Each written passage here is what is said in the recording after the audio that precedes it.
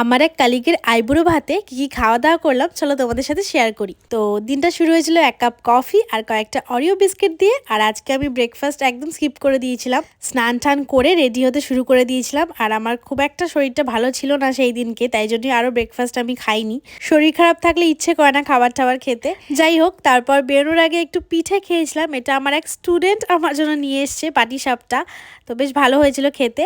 তারপর চলে গেলাম। আর এই যে আজকে এনার আইবুড়ো ভাত, সবাই মিলে ভীষণ সুন্দর করে সাজানো হয়েছিল খাওয়া দাওয়ার জায়গাটা। এই যে ফুল, তারপর আমের পাতা ফাতা দিয়ে খুব সুন্দর লাগছিল দেখতে। তারপর যার আইবুড়ো ভাত সে ফার্স্টে বসলো খেতে, একটু লজ্জা লজ্জা পাচ্ছিল ওকে প্রথমে দিয়ে তারপর আমরাও সব বসে গেছিলাম একবারে খেতে, একদম পিকনিক টাইপস। আর সেদিনের ওয়েদারটাও না ভীষণ সুন্দর ছিল, আর আমরা ছাদে করেছিলাম বলে আরও পিকনিক পিকনিক ফিল হচ্ছিল।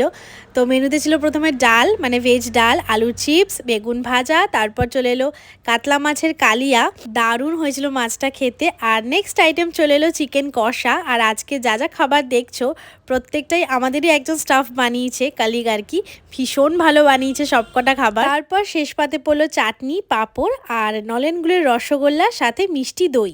দইটা কিন্তু ভীষণ টেস্টি ছিল খেতে। অ্যান্ড খেয়ে উঠে আরেকটা স্পেশাল আইটেম ছিল খিরখির করে পায়েস। So yeah, that was it for today. Tata.